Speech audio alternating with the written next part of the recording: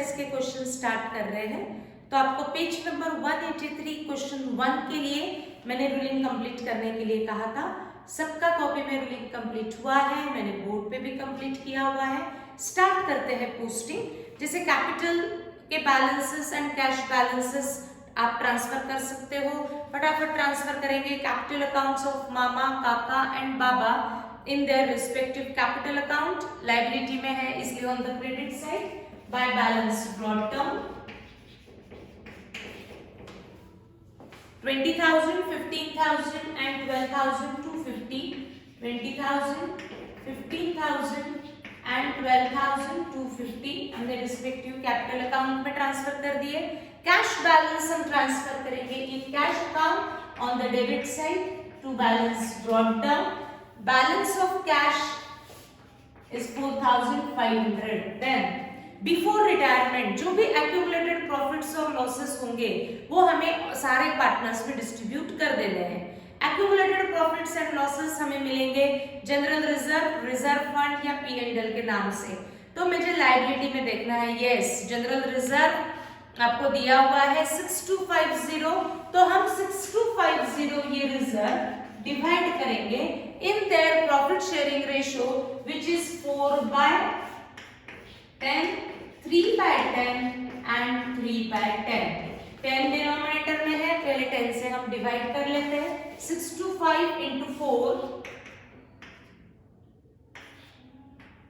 2,500, 625 into 3 1875, 1875। तीनों का total exact 6250 होना चाहिए। यस, तो 2500, 1875, 1875 हम रिजर्व को पार्टनर्स कैपिटल अकाउंट के क्रेडिट में ट्रांसफर करेंगे क्योंकि ये रिजर्व आपको बैलेंस शीट के लायबिलिटी साइड में दिया हुआ है। लायबिलिटी मींस क्रेडिट बैलेंसेस, इसलिए रिजर्व को हमने क्रेडिट में ट्रांसफर किया। Is there any P&L account, liability, asset, दोनों साइड चेक करो। P&L कहीं भी दिया हुआ नहीं है। तो हम स्टार्ट करेंगे revaluation of assets and liabilities, जिसके लिए हम एडजस्टमेंट देखेंगे। नेक्स्ट पेज पे एडजस्टमेंट स्टार्ट हुई है। काका retires on 1 April 18 on the following terms. एक पार्टनर रिटायर होने जा रहा है। देन आपको दिया हुआ है the share of Kaka in goodwill of the firm is valued at 2,700. Underline share of goodwill, the share of Kaka in goodwill। इस सेंटेंस को अंडरलाइन करेंगे। valued at 2,700, goodwill और कैपिटल हम सबसे लास्ट में करते हैं। आगे बढ़ते हैं second, furniture to be depreciated by 10%। Furniture के ऊपर डेप्रिसिएशन है, वो पोस्ट करेंगे। Value of furniture was given in balance sheet 17,500, depreciated at 10%, that means 1750। loss revaluation यानी P&L adjustment के डेबिट में 1750। revised figure of furniture on the asset side, furniture old value was 17,500 less depreciation 10%, that is 1750। revised figure of furniture हम post करेंगे 15,750 in the revised balance sheet, new balance sheet। then next adjustment and motor car by 12.5%। Motor car पे depreciation is 12.5%। तो देखते हैं motor car हमें दिया है 4,000 का 12.5% हमें कैलकुलेट करना पड़ेगा। तो कैलकुलेट करते हैं into 12.5% अगर हम कैलकुलेट करते हैं तो वो आएगा 500। That means depreciation on motor car is 500। पहले आप इफेक्ट देंगे, डेप्रिसिएशन वैल्यू कम हो रही है by 500 rupees, that means it is your loss. वो लॉस हम शो करेंगे P&L एडजस्टमेंट अकाउंट के डेबिट साइड में, लिखेंगे टू मोटर कार अकाउंट। 500 से वैल्यू रिड्यूस हुई है, that means 500 is our loss. Revised figure of motor car balance sheet में शो की जाएंगी। ओल्ड वैल्यू 4000 था जिसके ऊपर डेप्रिसिएशन चार्ज हुआ है 500। Revised figure of motor car balance sheet में शो होगी 3500। यहां तक हम आ चुके हैं। फर्स्ट एडजस्टमेंट हमारा पूरा कंप्लीट हो चुका है। Now third adjustment, life stock to be appreciated by 10%। Life stock पे एप्रिसिएशन है तो मैं चेक करती हूँ value of life stock was given in balance sheet at 12,500, appreciated by 10% यानी एसेट की वैल्यू इंक्रीज हुई, प्रॉफिट हुआ। P&L एडजस्टमेंट के क्रेडिट में बाय लाइफ स्टॉक अकाउंट 12,500 पे appreciation is 10%, that means 1250। Revised figure of life stock post करेंगे asset में 12,500, appreciation हो रहा है 1250, that means revised figure of life stock appreciation होने के कारण ऐड करके शो किया जाएगा 13,750। Done. Next, and plant by 20%, plant की वैल्यू 20% से एप्रिशिएट हुई, यानी अगेन मुझे प्लांट पे इंक्रीज शो करना है तो मैं चेक करती हूँ प्लांट का वैल्यू 22,500 है। 22,500 पे 20% इज एप्रिसिएशन। पहले कैलकुलेट करो, इफेक्ट दो, रुक जाओ, सभी करेंगे calculate. Plant appreciated bye 20%,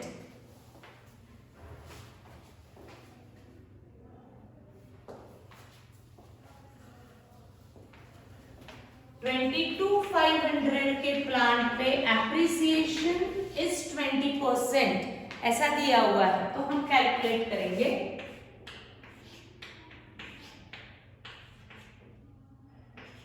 $4,500 is appreciation on plant. Asset की वैल्यू इंक्रीज हो रही है, दैट मींस प्रॉफिट है। P&L एडजस्टमेंट के क्रेडिट में by plant 4,500। Revised figure of plant post किया जाएगा on the asset side 22,500, appreciation हो रहा है 4,500। एप्रिसिएशन मींस असेट की वैल्यू इंक्रीज हुई, इसलिए हम ऐड करेंगे। Revised figure of plant balance sheet में शो किया जाएगा eight 27,000। Now 4, provision of 2,000 to be made for claim of compensation. Underline provision to be made for claim of compensation. Provision means reserve. हमने reserve create किया था for claim of compensation, यानी अगर कोई compensation के against मुझे पे करना पड़ा तो मेरे पास पैसा होना चाहिए, तो मैंने रिजर्व क्रिएट किया। Provision means reserve and any reserve is your liability, तो ये एंट्री लाइबिलिटी से रिलेटेड है। Provision for claim of compensation it is a liability. जो भी असेट्स के नीचे बैलेंस शीट के नीचे आपको एडजस्टमेंट्स दी जाएगी, ये एसेट्स एंड लाइबिलिटी से ही रिलेटेड रिवैल्यूएशन दिया जाता है। यानी एडजस्टमेंट में जितनी भी एडजस्टमेंट्स है वो या तो असेट्स रिवैल्यूड का रहेगा या लाइबिलिटीज रिवैल्यूड का रहेगा। अब मुझे ये डिसीजन लेना है प्रोविजन फॉर कंपेंसेशन ये हमारे लिए असेट है या लाइबिलिटी है।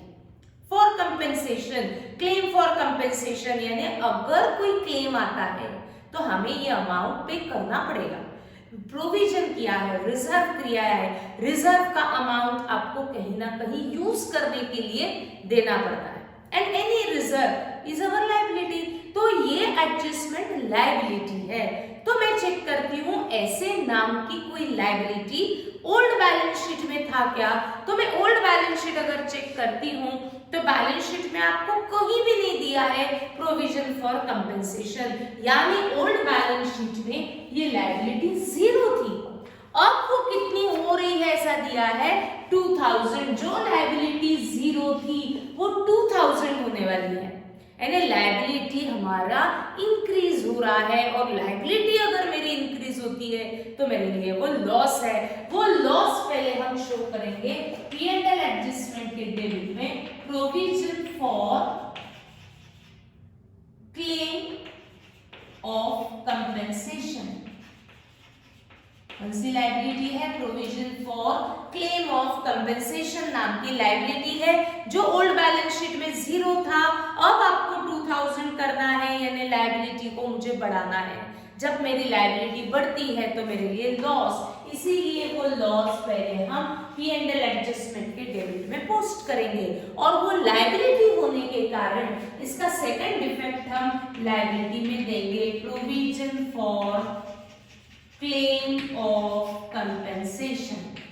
तो जब भी हम एडजस्टमेंट को पोस्ट करते हैं, ध्यान सबका, तो वो एडजस्टमेंट या तो असेट्स या लायबिलिटीज से ही रिलेटेड आपको दिया जाता है, क्योंकि रिवैल्यूएशन हम असेट्स लायबिलिटीज का ही करेंगे। तो आपको जो एडजस्टमेंट दी जाएंगी वो आपको पहले डिसाइड करना है whether it is your asset और लायबिलिटी। मुझे मालूम है फर्नीचर असेट है, बिल्डिंग असेट है, बट ये पढ़ के मुझे पहले फाइंड आउट करना पड़ा कि प्रोविजन फॉर कंपेंसेशन ये मेरे लिए असेट है कि लायबिलिटी है, कैसे डिसाइड करेंगे? वहां लिखा है प्रोविजन, प्रोविजन यानी reserve, fund, and any reserve any fund is our liability. क्यों? क्योंकि इसके अगेंस्ट हमें अमाउंट पे करना पड़ता है। ये 2000 जो प्रोविजन क्रिएट की है, इसके अगेंस्ट मुझे क्लेम पे करना पड़ेगा फॉर कंपेंसेशन। हो सकता है वर्कर्स ने कुछ हमारे अगेंस्ट केस डाला होगा, तो वो वर्कर को हमें कंपेंसेशन के अगेंस्ट कुछ अमाउंट देना है यानी वो आपकी लायबिलिटी है, यानी ये एडजस्टमेंट लायबिलिटी से रिलेटेड है। तो लायबिलिटी नाम की ये लायबिलिटी मेरे ओल्ड बैलेंस शीट में नहीं थी, यानी 0 था, अब वो 2000 करना है, लायबिलिटी बढ़ गई, इसलिए लॉस हुआ। P&L एडजस्टमेंट में वो लायबिलिटी है, इसलिए लायबिलिटी में पोस्ट किया। Now next, RDD is no longer necessary. No longer necessary यानी अब आपको आरडीडी को आगे में जाके कंटिन्यू नहीं करना है, आपको आरडीडी को नो लॉन्गर नेसेसरी कहा है, यानी बुक्स ऑफ अकाउंट में से अगर हमने आरडीडी क्रिएट की होगी तो उसको आपको कैंसिल करना पड़ेगा। तो मुझे आरडीडी देखना पड़ेगा, क्या ओल्ड बैलेंस शीट में हमारे पास आरडीडी था क्या? तो मैं ओल्ड बैलेंस शीट चेक करती हूँ। ओल्ड बैलेंस शीट में आपको आरडीडी दिया हुआ है 500, यानी ओल्ड है 500। न्यू आरडीडी आपको कितना करना है? नो लॉन्गर नेसेसरी, यानी ये आरडीडी का बैलेंस 500 का आपको 0 करना है। अपने आप तो 0 नहीं होगा, 500 का बैलेंस 0 करने के लिए मुझे इसमें से 500 माइनस करना पड़ेगा, तब जाके 0 होगा। यानी जो आरडीडी 500 है उसमें से मुझे 500 माइनस करने पड़ेंगे। आरडीडी का बैलेंस मुझे 500 से कम करना है। आरडीडी जब मेरी कम होती है, what is RDD? It is expected loss. जो लॉस 500 था वो पूरा का पूरा 500 लॉस मुझे कम करना है, 0 पे लाना है, यानी मेरा लॉस 500 से कम होने वाला है। लॉस अगर कम होता है तो मेरे लिए वो प्रॉफिट है। रिवैल्यूएशन अकाउंट यानी P&L एडजस्टमेंट के क्रेडिट में बाय आरडीडी 500 का लॉस 500 से कम होने वाला है। जो लॉस कम होगा वो मेरे लिए प्रॉफिट, इसलिए प्रॉफिट हमने रिकॉर्ड किया। P&L एडजस्टमेंट में डेटर्स को हम रिवाइज्ड फिगर पे शो करेंगे असेट में। डेटर्स आपको दिए हुए थे 5000 ओरिजिनल डेटर्स, जिसमें से न्यू बैलेंस शीट में से हम माइनस करेंगे न्यू आरडीडी, और न्यू आरडीडी आपकी कितनी है? 0, तो less new RDD 0, outer column में आएगा 5000। आप डायरेक्टली डेटर्स 5000 रिकॉर्ड कर सकते हैं, 0 माइनस दिखाओ या 0 माइनस करके मत दिखाओ, कोई प्रॉब्लम नहीं है। ठीक, आगे बढ़ते हैं। ऐसे बहुत बार हमने एंट्री की हुई है। The amount payable to काका should be transferred to his loan account, ये सबसे लास्ट में किया जाएगा। आ जाओ बैलेंस शीट में, जो भी नॉन रिवैल्यूड एसेट्स लायबिलिटीज होंगे उनको हमें एसेट्स लायबिलिटीज में लेकर के आना पड़ेगा। सप्लायर्स यानी क्रेडिटर्स, कोई रिवैल्यूएशन नहीं था, एज इट इज पोस्ट करते हैं। सप्लायर्स यानी क्या? कौन? क्रेडिटर्स। लोन, कोई आपके इसके अगेंस्ट कोई रिवैल्यूएशन नहीं था, एज इट इज ट्रांसफर करो 5000। जनरल रिजर्व डिस्ट्रीब्यूट हो चुका है, कैपिटल बैलेंसेस ट्रांसफर हो चुके हैं, कैश का बैलेंस कैश में जा चुका है, डेटर्स रिवाइज्ड हो चुके हैं, लाइफ स्टॉक रिवाइज्ड हो चुका है, देन मोटर कार रिवाइज्ड हो चुका है, फर्नीचर रिवाइज्ड हो चुका है, प्लांट भी रिवाइज्ड हो चुका है, सारी असेट्स रिवैल्यूड फिगर पे आ चुकी है। ऐसी कोई भी असेट नहीं है जिसको हम नॉन रिवैल्यूड है, सारी असेट्स रिवैल्यू हो चुकी है। नाउ क्लोज, पहले आप revaluation that is P&L adjustment account, transfer the balance in partners capital account in their profit sharing ratio which is 4:3:3। पहले आप करेंगे जल्दी से, फिर गुडविल एक बार मेरे साथ कंप्लीट करना है।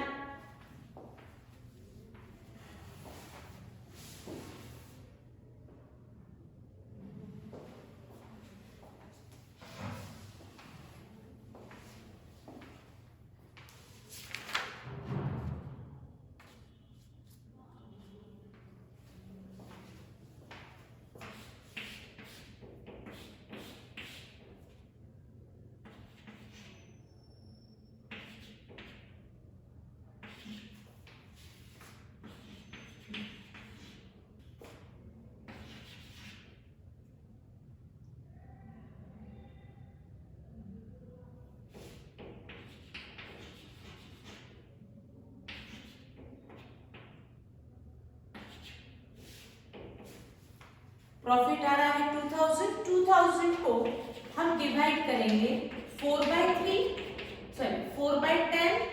3/10 एंड 3/10। तो 10 से डिवाइड कर लेते हैं, तो 200 into 4 800, 200 into 3 600। That means share of partners in revaluation profit is 800, 600 and 600। First share first partner का, फर्स्ट पार्टनर इज मामा, काका एंड बाबा। फर्स्ट पार्टनर के सामने मामास कैपिटल, सेकंड पार्टनर के सामने काकास कैपिटल, थर्ड पार्टनर के सामने आएगा बाबास capital. उनके रिस्पेक्टिव कैपिटल अकाउंट में भी पोस्ट कर देंगे, P&L एडजस्टमेंट के डेबिट में यानी पार्टनर्स के क्रेडिट में 800, 600 and 600 सबका पोस्टिंग हो चुका है ना। अब रिवैल्यूएशन क्लोज होने के बाद, revaluation of assets and liabilities होने के बाद फर्म से परमानेंटली काका रिटायर हो रहा है, यानी काका अब फर्म में पार्टनर नहीं रहने वाला। तो काका का जितना भी पैसा होगा बिजनेस में वो उसको वापस करो, गुडविल भी वापस करो और कैपिटल भी वापस करो। गुडविल के लिए उन्होंने क्या दिया है, फर्स्ट पॉइंट में ही आपको दिया हुआ है द शेयर ऑफ काका इन गुडविल।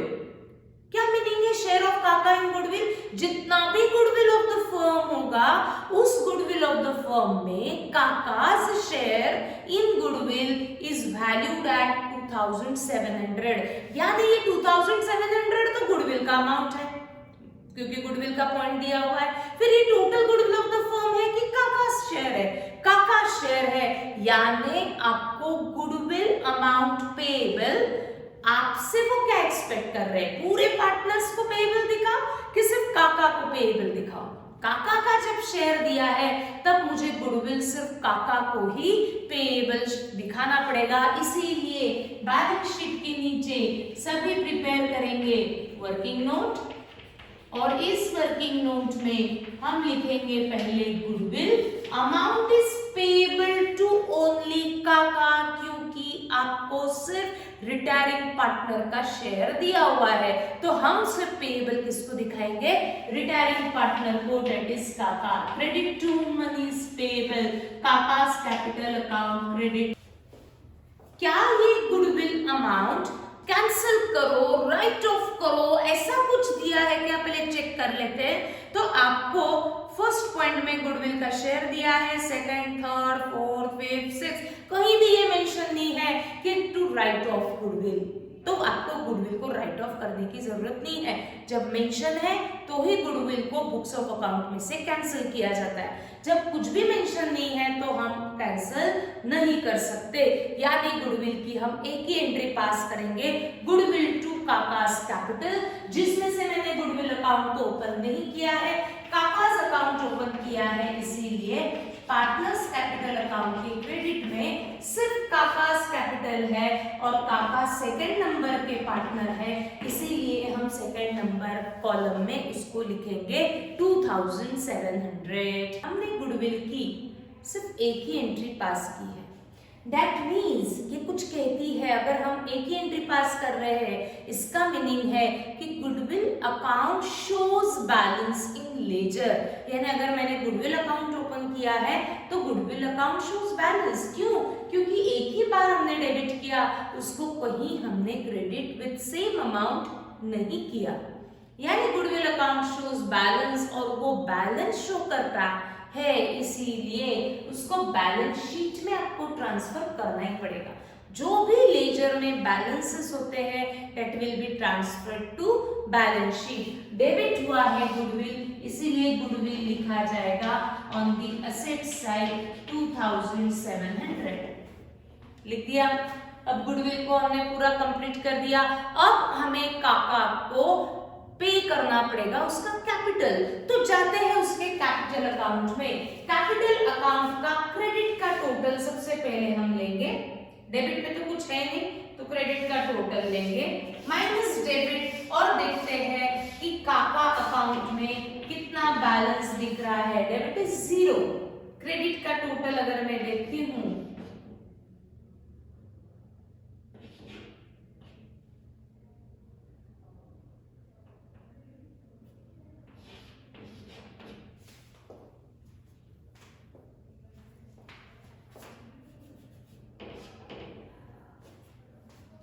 20,175 ये आता है काका अकाउंट का बैलेंस। क्रेडिट का टोटल 2175, डेबिट का total 0, that means balance is 20,175 which balance shows in काका's capital account credit balance, क्योंकि क्रेडिट की टोटल ज्यादा है। That means at the time of retirement हमें काका को अमाउंट पे करना है टुवर्ड्स कैपिटल 20,175।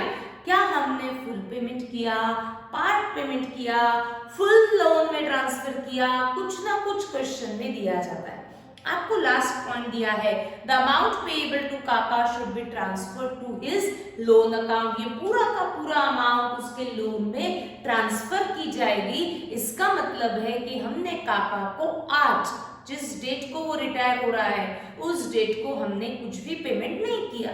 क्यों नहीं किया होगा हमने पेमेंट? क्योंकि हमारे पास उतनी कैश ही नहीं है। काका को अमाउंट पे करना है 2175, बट हमारे पास कैश है सिर्फ 4500, यानी हम काका को फुल पेमेंट नहीं कर सकते। तो हमने काका को रिक्वेस्ट किया। क्या रिक्वेस्ट किया? कि अमाउंट हम आज नहीं देंगे, फ्यूचर में देंगे। तो वो लेजर में भी शो होना चाहिए कि आप ये अमाउंट उसको फ्यूचर में पे करने वाले हो, और इसीलिए उन्होंने दिया कि जो आप फ्यूचर में पे करोगे तो उसे कोई ना कोई अकाउंट में तो ट्रांसफर करना पड़ेगा। तो कौन से अकाउंट में ट्रांसफर करो? लोन अकाउंट में। और इसीलिए ये बैलेंस है जो काका का वो आप ट्रांसफर करेंगे काकाज लोन अकाउंट में, टू काकाज लोन। कौन सा नया अकाउंट इन्वॉल्व हो गया? काकाज लोन। हमने कैरिड डाउन क्यों नहीं लिखा? अगर मैं कैरिड डाउन लिखती हूँ तो वो मुझे कैपिटल करके शो करना पड़ेगा, और काका हमारे पार्टनरशिप फर्म में एज अ पार्टनर रहने वाला नहीं है, तो मैं कैरिड डाउन नहीं लिख सकती। तो ये बैलेंस हमने लोन में ट्रांसफर किया विच शोज कि अमाउंट इज पेएबल टू काका इन फ्यूचर। तो ये लोन अकाउंट नया आ गया। तो जो लोन अकाउंट नया आ गया है उसको बैलेंस शीट में कैरी फॉरवर्ड करना पड़ेगा, क्योंकि लोन अकाउंट शोज बैलेंस एक ही बार लिखा है, यानी अकाउंट बैलेंस दिखाएगा। बैलेंस है तो उसको बैलेंस शीट में लेकर के जाते हैं। काकाज लोन 20,175, ठीक। That means amount is payable to Kaka in future. Now close remaining partners capital account.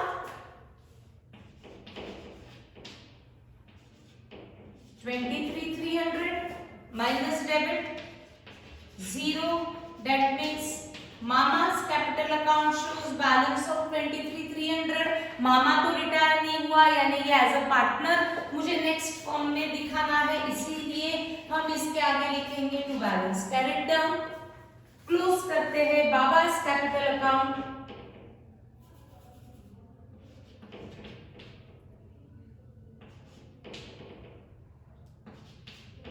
$14,725. Baba's account भी मुझे नेक्स्ट ईयर में एज अ कैपिटल दिखाना है, इसीलिए हम इसके आगे लिखेंगे बैलेंस कैरिड डाउन. दोनों बैलेंसेस कैरिड डाउन है तो उसको मुझे बैलेंस शीट में लेकर के जाना पड़ेगा. Mama's capital and Baba's capital.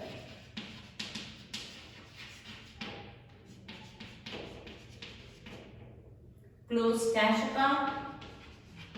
Transfer balance of cash in cash account.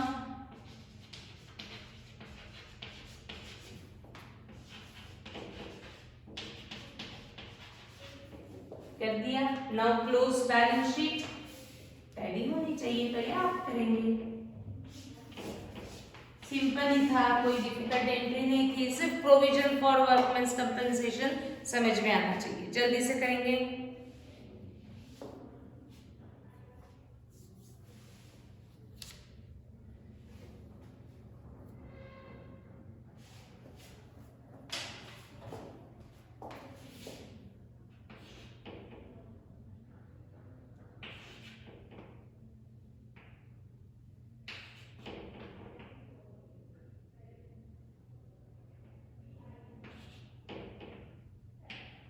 $72,200 balance sheet का टोटल.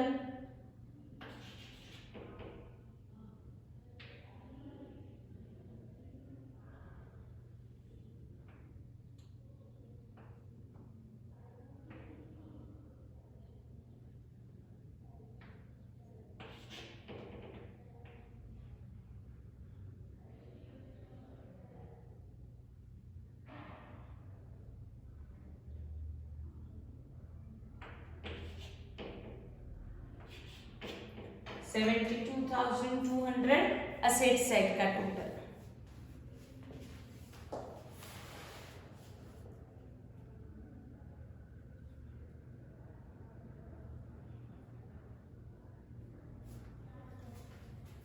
$72,200 असेट साइड का भी टोटल आ रहा है. तो यहाँ हमारा सिंपल क्वेश्चन था, सिर्फ प्रोविजन फॉर कंपनसेशन देखो समझाया क्या. कल बढ़ेंगे आगे. Thank you.